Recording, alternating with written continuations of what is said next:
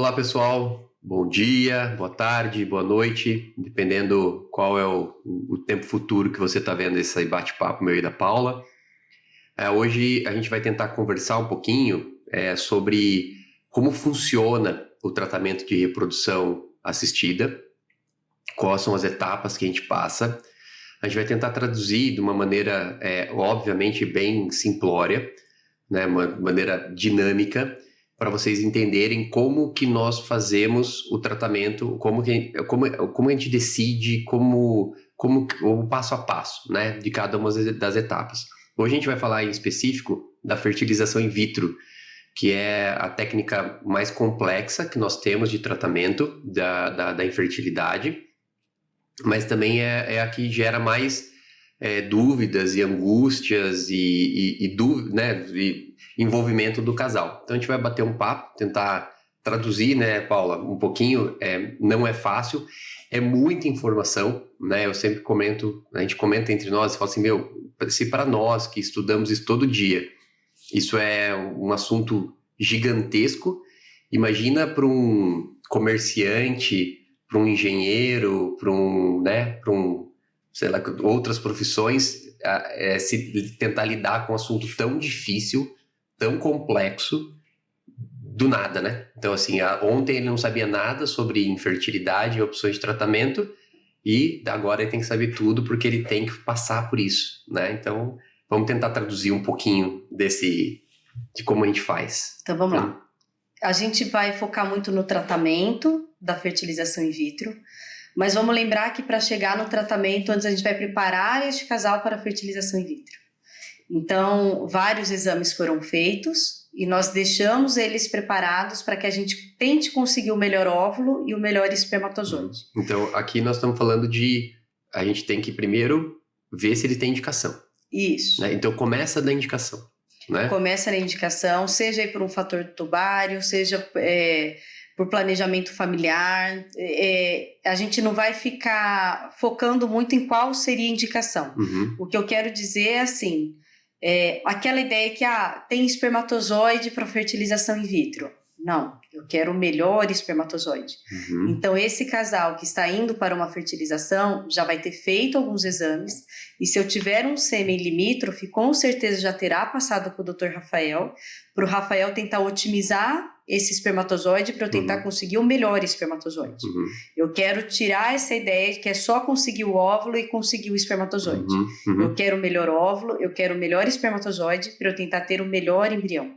Então, esse casal, as mulheres provavelmente vai ter checado todas as partes de vitaminas, vai estar repondo, para que eu consiga preparar ela, para que eu tenha o melhor resultado possível frente a esse tratamento, que vai exigir tanto da parte emocional quanto da parte financeira, para eu tentar o melhor resultado possível. A partir de já ter tudo isso, então, apesar que às vezes vem paciente para a gente que fala assim, doutora, eu sei que o meu espermatozoide não é o melhor do mundo, mas para uma FIV eu tenho, né? E eu falo, olha, para uma FIV você tem, porém, eu não quero qualquer um. Então, a gente vai passar com o Dr. Rafael para ver se eu consigo melhorar isso. Uhum. Depois disso tudo já ter sido organizado e planejado. A gente verificado se está tudo bem, se está tudo certo, se os hormônios estão compensados, se a parte alimentar está tudo certa, se a parte nutricional está tudo certa, se está tudo bem. A gente, junto com o casal, né, lembrando que a fertilização in vitro não é uma decisão nossa. Apenas médica. Né, apenas médica. Nós avaliamos as possibilidades, quais são. Por exemplo, tem casais que a única opção é a fertilização in vitro, e existem casais que a melhor opção é a fertilização in vitro, e tem casais que uma opção é a fertilização in vitro. Que é totalmente diferente. Que são coisas muito diferentes, né? A abordagem, a maneira como a gente fazer. Então, fomos lá, vimos, tá tudo certo. E optamos por fazer uma fertilização. Optamos por fazer a fertilização. Como começa? Então, primeiro, eu sempre falo para o casal que nós teremos alguns objetivos. Não existe um tratamento que é uma linha reta e que todo mundo vai fazer a mesma coisa. Até porque eu preciso entender que cada casal vai ter uma resposta diferente. Então, qual seria o nosso objetivo? O nosso objetivo, quando eu for induzir a ovulação daquela mulher, é que eu consiga colher em torno de 12 a 18 óvulos. Porque daí eu sei que isso vai me dar uma probabilidade maior de eu conseguir o embrião com qualidade, inclusive tentar deixar um pouco guardadinho para ela. Porque essa parte da indução da medicação, eu acho que exige muito do casal. Tanto em relação a custo, porque os medicamentos ainda são um pouco caros. E a expectativa. Porque a mulher acha assim, será que eu vou ter o óvulo? Então isso leva um estresse, né? A primeira fase, assim que a gente decidiu a fertilização, que tá tudo certo, é o que a gente chama de indução da ovulação, né? O que é essa indução? Me explica um pouquinho mais, bem facinho para eu entender. A indução é quando nós iremos dar medicações para essa paciente, para ao invés dela me dar apenas um óvulo, eu tentar colher essa quantidade maior. Essas medicações geralmente são injetáveis e elas são dadas diariamente, porque a metabolização dessas drogas são rápidas. Então eu preciso tentar manter essa dose hormonal mais estável. Então eu vou tentar com medicações, né? Que são medicações que nós temos no nosso corpo, mas em dosagens pequenininhas. A gente vai tentar fazer uma dose bem alta para eu tentar, em vez de ter um óvulo, eu ter uma quantidade maior de óvulos. Isso, né? O ideal de 12 a 18. 12 a 18 é um número bacana, é onde você tenta chegar. E daí, novamente, isso é individualizado. Então, aqui na clínica, a gente sempre individualiza.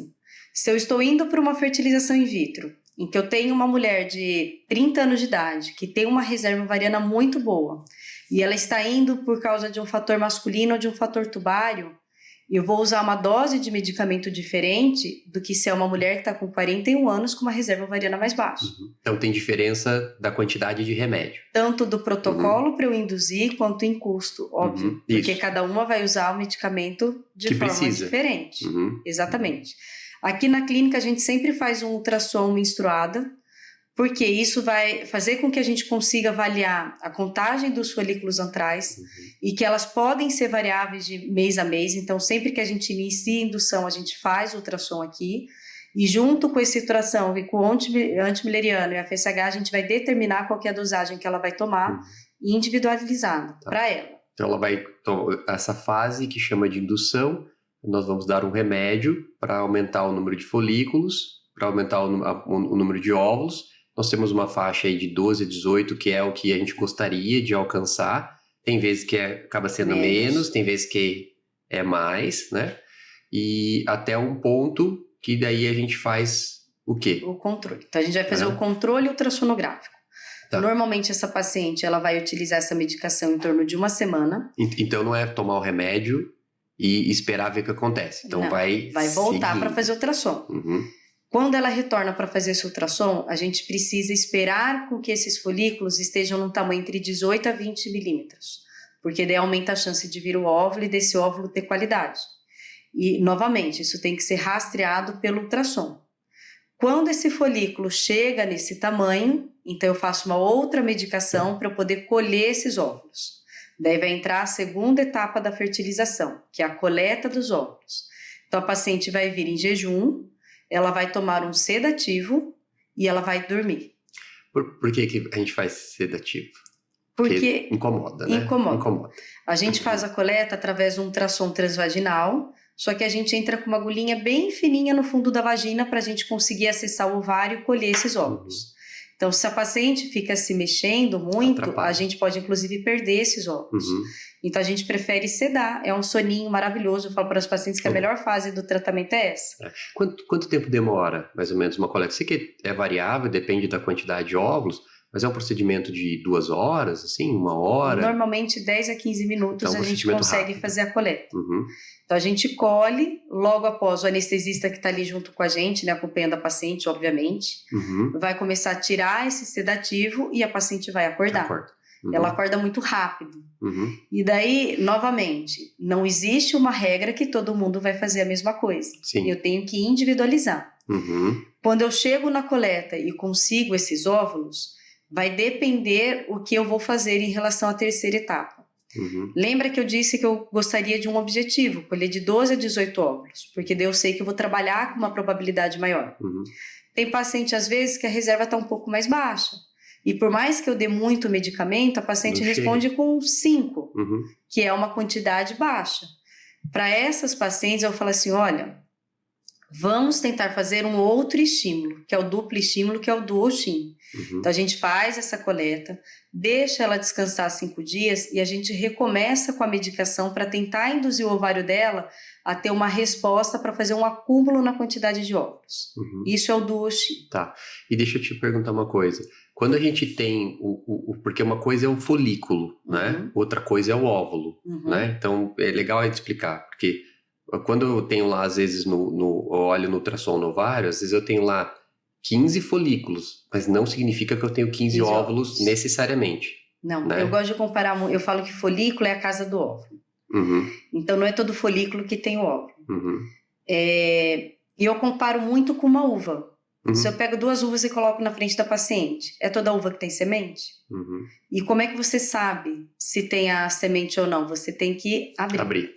Então, quando a gente aspira aquele folículo, na verdade, o que a gente vê é um líquido. Então, dentro desse líquido vai ter óvulo ou não, que seria a semente da uva. Tá.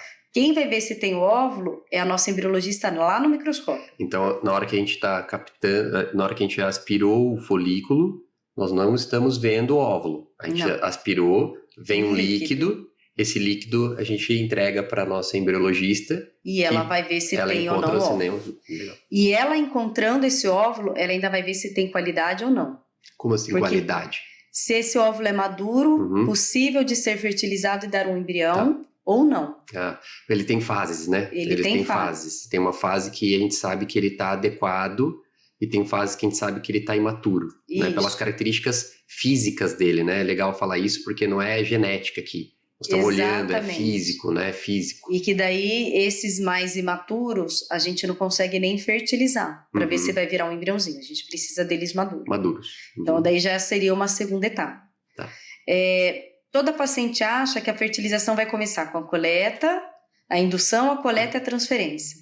E eu sempre falo para a paciente, a gente vai caminhar etapa por etapa. Eu não sei se eu vou conseguir fazer uma transferência fresca ou se eu vou ter que congelar. E vão ter algumas coisas durante o tratamento que vai me auxiliar a tomar essas decisões. Então, por exemplo, novamente, colhi poucos óvulos. Eu vou sugerir para essa paciente colher mais, porque eu sei que eu vou trabalhar lá na frente com uma probabilidade maior. Uma quantidade maior. Não que seja obrigatório. Tem paciente que fala, doutor, eu tenho 5, eu não quero e eu quero fazer dessa forma. Então, para eu saber se eu posso transferir ou não no afresco, porque muita gente fica com essa expectativa, eu tenho que avaliar o endométrio. Que é a camada interna do útero. Né? Que é a camada interna do útero, que é onde o embriãozinho vai se implantar. E eu sempre falo para a paciente, na indução da ovulação, todo remédio que eu for dar vai agir no ovário dessa paciente. E aqueles folículos que vão estar crescendo, que vão produzir um hormônio que vai preparar o endométrio dela para receber esse embriãozinho. Eu preciso ver se essa comunicação está adequada. Isso eu vejo através de imagem ultrassonográfica, então eu sei que para aumentar a chance dessa janela de implantação, eu tenho que ter um endométrio, que a gente fala que parece uma boquinha, que fica 3 linhas, que é o trilaminar, entre 7 a 12 milímetros, e eu também preciso dosar os hormônios dela para saber se está dentro do perfil hormonal para abrir essa janela de implantação. Essa dosagem hormonal tem data para ser feita, não é qualquer dia da indução que eu vou colher. Tem um dia específico que eu vou dosar o estradiol e a progesterona, e eles precisam estar dentro de valores para que eu possa fazer a transferência e trabalhar com uma probabilidade maior. Então, vamos supor que eu fiz a indução, e essa paciente pode até ter tido uma quantidade adequada de óvulos, mas eu vejo que o endométrio não está com a característica, ou que o estradiol e a progesterona não está dentro do valor que eu quero. Não adianta eu transferir. Eu preciso congelar. Eu vou congelar, deixar ela menstruar e depois eu vou preparar o endométrio dela, que daí sim seria a terceira etapa, que seria a transferência. Tem paciente, às vezes, que a gente consegue sincronizar tudo, vem uma quantidade de óvulo que é o que eu gostaria, o endométrio está adequado, a parte hormonal está dentro do que a gente quer e a gente consegue fazer essa terceira etapa, que é a transferência, que é depois da coleta, pegar o espermatozoide, injetar, deixar o desenvolvimento desse embrião até o 5º dia. Vamos falar um pouquinho transferir. Vamos falar um pouquinho dessa etapa, que daí eu entro um pouco, né? Porque na primeira etapa é remédio para a mulher. né? Que a gente chama de indução. A segunda etapa é a coleta dos óvulos, né? Aí entra uma etapa ali intermediária, a gente pode chamar a terceira etapa, ou talvez a etapa intermediária, que é a propriamente dita fertilização, né? E aqui entra o homem, né? Por isso que eu vou falar um pouco, porque daí nesse dia da fertilização é quando a gente precisa do espermatozoide, né? Então eu tô com o óvulo preparado e nesse dia eu preciso do espermatozoide. Esse espermatozoide, normalmente, ele é por coleta por masturbação, né? Então a gente colhe, vai pegar, vai selecionar, a gente faz uma seleção dos espermatozoides que estão com características melhores, né? Com todos detalhes melhores, né? Obviamente eu sei classificar ele não geneticamente, importante isso também. Eu também estou olhando ele, a carinha dele, né? A morfologia, a cara que ele tá, o movimento que ele tá, para saber se ele é um bom espermatozoide, né? Então eu vou pegar por masturbação e vou fazer o tratamento da fertilização, que a gente já vai explicar quais são os dois tipos que tem. Ou naquele homem que não tem o espermatozoide, aí nesse dia eu tenho que procurar ele dentro do testículo, né? Que é um procedimento um pouco mais invasivo, ou no epidídimo, ou no testículo, que é um procedimento um pouco mais invasivo. Mas daí eu vou procurar para ver se eu consigo disponibilizar esse espermatozoide para fazer o processo de fertilização, né? Deixa eu fazer um adendo aqui que é importante, porque a gente sempre trabalha em conjunto, né? E como é importante a gente ter alguém que veja só a parte masculina aqui conosco.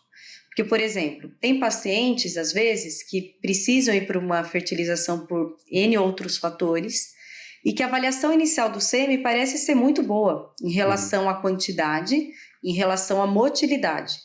Mas que após ser avaliado um pouco mais cauteloso, a gente viu que tem uma fragmentação aumentada e que diminuiria a chance ali de um embrião com qualidade. E que passa com o Rafael, e o Rafael, mesmo que esse sêmen venha por masturbação, o Rafael às vezes fala pra gente, olha, um dia de abstinência é melhor. O outro paciente, muda, né? Acho que 3 dias de abstinência vai ser melhor. A gente consegue determinar, inclusive, qual que é o período de abstinência para a gente tentar conseguir o melhor espermatozoide, que é muito importante. Quando é da forma manual, que é pela masturbação, geralmente ainda é um pouco mais tranquilo. Mas quando a gente começa a entrar ali em casos um pouco mais complexos, que o Rafael precisa fazer, seja a punção testicular ou a microtese, que tem que abrir o testículo para tentar conseguir o espermatozoide, tem que ser muito alinhado com a equipe. Porque a gente tem que tentar entender qual vai ser o melhor momento de tentar conseguir esse espermatozoide. Se é melhor ele fazer primeiro, guardar e depois eu induzir a esposa. Se é melhor eu induzir a esposa e ele fazer ao mesmo tempo. Se é melhor eu congelar o óvulo e depois ele conseguir o espermatozoide, eu preparar o útero dela e fazer tudo ao mesmo tempo. Existem inúmeras formas da gente fazer isso. Inúmeras variáveis, né? Para a gente tomar a melhor decisão para o casal. Isso aí. Tanto em relação a resultado quanto custo. Que a gente precisa otimizar tudo isso. Exato. E daí, quando a gente tem o espermatozoide e o óvulo na fertilização in vitro, aí nós vamos fazer o propriamente dito a fertilização, né? O que é a fertilização? É o encontro entre os dois gametas, né? Entre o óvulo e o espermatozoide. Isso nós podemos fazer de 2 formas. Uma, que a gente chama de FIV tradicional, né? Que é a fertilização clássica. O que a gente faz? A gente tem um tubo, né? A gente coloca o óvulo no interior, né? Na verdade é na plaquinha, e colocamos um monte de espermatozoides. E os espermatozoides, um deles vai ter que fazer o serviço. Ele que vai ter que sozinho entrar dentro do óvulo e fertilizar, tá? Esse é o que a gente chama de FIV clássica. O outro método, né, é a ICSI, né? Que é a injeção intracitoplasmática. Então a gente pega o espermatozoide e a gente fura o óvulo e coloca esse espermatozoide no interior do óvulo, né? Então, são 2 técnicas, elas têm as suas indicações, essas 2 são boas, é importante lembrar disso, né? As 2 são boas técnicas, as 2 têm resultados bons, né? E depende um pouquinho, aí, novamente, da parte masculina, né? Então, se a gente vai usar uma coisa ou outra, a quantidade do sêmen, da qualidade, pode impactar nessa escolha. né? E eu ainda vou fazer um outro comentário, que mesmo na FIV clássica, às vezes a gente ainda abre mão de algumas técnicas utilizadas nessa FIV. Então, às vezes o Rafael fala assim, olha, eu acho que esse casal vai se beneficiar de uma técnica que chama Zymote, para tentar selecionar espermatozoide, para a gente ter o melhor embrião. Então, não é só pegar o espermatozoide, o óvulo e ver o que vai acontecer. Existem inúmeras possibilidades de tratamento dentro da fertilização. Isso mesmo. Aí, depois que a gente fez essa etapa, entra uma etapa que a gente chama de desenvolvimento do embrião. Então, a gente promoveu o encontro deles e agora eles vão ter que desenvolver, né? Eles vão ter que evoluir. Essa etapa ainda é in vitro, que é a forma em laboratório ou fora do corpo, né? Então, aí nós temos toda uma estrutura, né? Então, incubadoras, soluções, nutrientes, a concentração até de gás a gente controla, né? A quantidade de CO2, de gás carbônico, de oxigênio, de luz. Para deixar esse embriãozinho se desenvolver. Né? Daí a gente tenta, isso, né, leva em média 5 dias. Né? Para o desenvolvimento embrionário desse embriãozinho. Desse embriãozinho, né? Depois que ele chega nesse estágio, daí a gente vai ver se vai transferir ou não. E lembrando que assim, esse embriãozinho chegou até o 5º dia, já tem ali... a gente fala que é uma etapa em relação ao desenvolvimento dele, porque não são todos os embriões que vão chegar até o 5º dia. Aqueles embriões que têm defeitos maiores não conseguirão chegar até essa etapa. E daí entra uma outra etapa que alguns casais irão se beneficiar ou não, que é a avaliação genética desses embriões. Então é no último dia, né? Isso que é importante. Então, para avaliar geneticamente, lembrando, nós não conseguimos avaliar o espermatozoide ou o óvulo. Nós só conseguimos fazer a avaliação genética do embrião. E no 5º dia é o dia ideal para a gente fazer isso. Quinto dia fertilizou hoje, daqui 5 dias a gente vai ver... Os embriões que chegarem até o 5º dia, eu posso pensar em avaliar geneticamente. E a gente indica em casos específicos também. Não são todos os casais que vão se beneficiar. Então, alguns que a gente acredita ter benefícios. Pacientes em que a gente tem uma idade materna mais avançada. Então, se discute a partir de 38 anos e se fala de uma forma mais intensa a partir dos 40 anos. Ou pacientes que têm uma reserva extremamente baixa, a gente também acaba discutindo, mesmo sendo um pouco mais nova.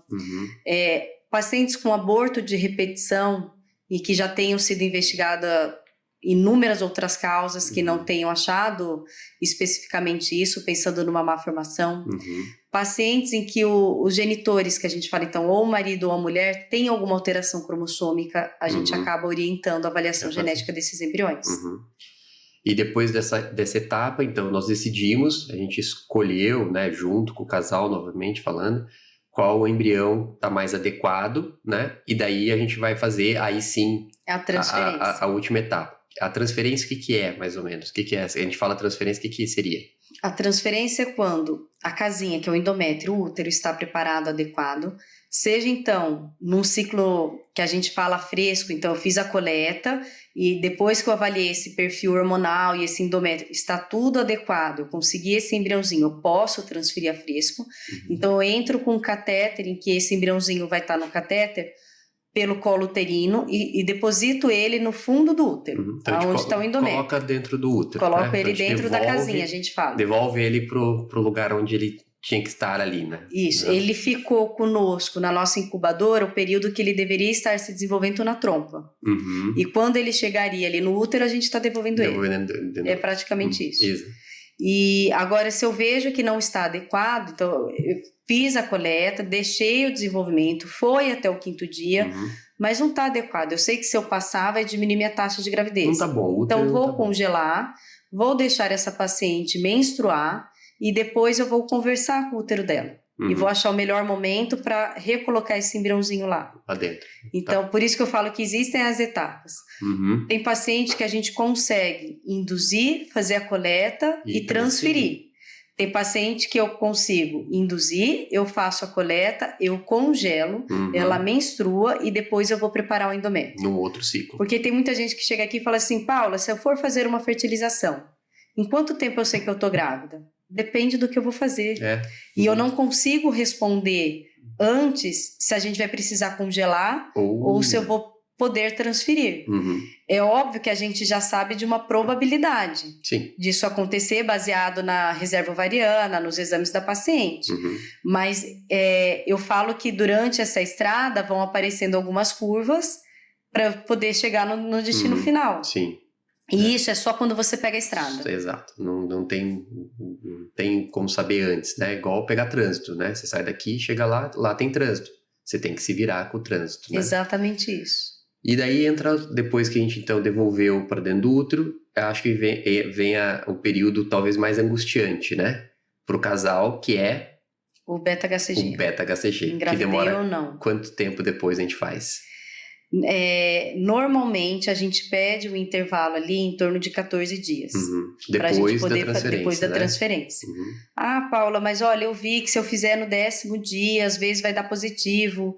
Isso depende de tantos fatores. Se eu coloquei 1, 2 embriões, que às vezes eu faço no 10º dia e vem um beta muito limítrofe. E que se eu repito no 14º, está positivado. E a paciente sofre horrores porque deu negativo primeiro. Então, a gente pede no 14º dia porque a gente não tem dúvida sobre o resultado. Tá. Então, porque é um período de expectativa muito alta, né? Porque nessa fase você viu colocar e a transferência a gente não precisa de sedação, né? Então, ela vê todo o processo, ela participa ali de todo o processo. Basicamente, é um exame ginecológico bem normal, assim, não tem nada de muito diferente.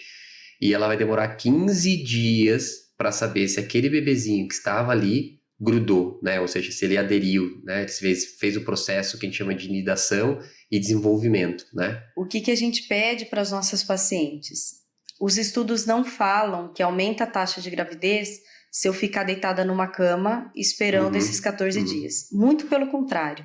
Emocionalmente começa a ficar extremamente pesado. Angustiante. O tempo não passa. A paciente tenta entender se tem algum sinal no corpo dela falando se está dando positivo ou não. Então ela começa a ir no banheiro para ver se aparece alguma manchinha de sangue na calcinha. Ela sente às vezes uma cólica intestinal, ela já acha que é uterina e as coisas se potencializam. Já acha que a mama está crescendo, né? Então a gente sempre fala para a paciente, tente manter a tua vida do mais próximo possível da tua rotina. Obviamente que sem esforço físico importante. Então assim, vai trabalhar, porque quando você for trabalhar, o teu raciocínio está voltado para outras coisas. Você vai chegar em casa, você vai querer tomar um banho, você vai relaxar, você vai dormir. Agora, eu tiro você disso tudo, você não vai dormir, você não vai descansar, os 15 dias parecem 3 meses. Vai dormir de dia, vai acordar à noite. E não vai aumentar a taxa de gravidez. A gente pede sim para ter alguns cuidados, a gente pede sim para não fazer esforço físico muito importante. Tem medicamentos também nessa fase. Tem medicamentos nessa fase também, que são hormônios para tentar deixar esse endométrio bem estável, mas a gente pede para tentar seguir o máximo possível da rotina para que isso caminhe de uma forma mais tranquila. E daí dá o 14º dia, né? Faz o exame do beta-HCG, aí que é um exame de sangue, aí a gente vai saber se engravidou ou se não engravidou, né? Se engravidou, a gente vai cuidar da gestação, né? E se não engravidou, a gente vai esperar, né, o próximo ciclo e recomeçamos as nossas tentativas a depender do que aconteceu antes. Exatamente. Se a gente tem embrião, se não tem. E a gente sempre fala assim, aqui na clínica, o nosso olhar, porque assim, falha de implantação ocorre. A gente sabe que em torno de 60% irão engravidar e os outros 40% não vão engravidar. Isso daí nos melhores centros. E por isso que é considerado na literatura falha de implantação após 3 transferências. Só que a gente tem um olhar muito cuidadoso aqui. Então, se não engravidou da primeira vez, primeiro eu tenho que tentar entender o porquê não engravidou e ver se tem alguma coisa para eu rastrear mais antes da gente pensar numa outra tentativa. Revemos tudo, né? Tudo. A gente revê tudo, todos os fatores, Tanto do laboratório, qualidade do embrião, quantidade que ela teve de... Qualidade do óvulo, qualidade do sêmen, qualidade do embrião. Paciente que fez ao mesmo tempo, se a paciente engravidou, se a paciente não engravidou. Daí eu vou abrir para alguns exames vinculados à falha de implantação, que entram aí exames vinculados à parte imunológica, mas que não acho que é o foco desse bate-papo. Depois a gente grava sobre falha de implantação. Para depois eu pensar numa outra tentativa. Daí eu vou ver se essa paciente ainda tem embrião, se ela tem óvulo. Por isso que a gente fala que na indução a gente sempre gostaria de colher em torno de 12 a 18, porque eu sei que depois eu teria uma probabilidade grande de ter esse material congelado para uma segunda tentativa. Isso, porque nem todas as etapas precisam ser repetidas o tempo todo. Exatamente. Né? Então, existem etapas que a gente passou uma vez, pode ser que a gente consiga tentar mais 2 ou 3 oportunidades sem passar por uma. Né? A transferência sempre, né? Essa não tem jeito. Mas isso depende da resposta, depende do resultado, então aí é individual. Não e tem a transferência, novamente, existem formas de preparar um útero. Existe ciclo natural, existe ciclo artificial. Mesmo no ciclo artificial, existem inúmeras formas de você conversar com o teu útero. Artificial é usando remédio. Remédio, né? Mas existem várias formas de você utilizar o remédio. E daí, novamente, individualização de cada caso. Então essa foi uma ideia de a gente passar, né, um pouco pelas etapas, né, para entender um pouquinho como a gente faz. Então, um resumo breve. Indução, remédios para melhorar os folículos, aumentar o número de folículos. Coleta, a gente vai pegar esses folículos e tentar remover os óvulos lá de dentro. Terceiro, a fertilização, né? Quarto, é o desenvolvimento ali dos embriões e até a gente tomar a decisão. Por último, aqui está a transferência, né? Que é colocar o embrião já dentro do útero e depois 15 dias de expectativa para a gente saber o resultado, né? De uma forma resumida um pouco, é isso, né? Exatamente. Então, para a gente tentar... ainda gera muita dúvida, né? Porque é um assunto muito extenso. Cada uma dessas etapas a gente teria horas de bate-papo, né? Para conversar. Mas a ideia foi justamente trazer um resumo para que seja de fácil entendimento. Exatamente isso. Depois faremos outros bate-papos sobre falha de implantação, sobre... fatores diversos, né? Cada assunto, porque é extenso. É extenso. Não é um bate-papo, não dá é um para falar assunto tudo muito tão rápido, tá bom? Tá, já, gente. Muito obrigada. Obrigadão, boa semana.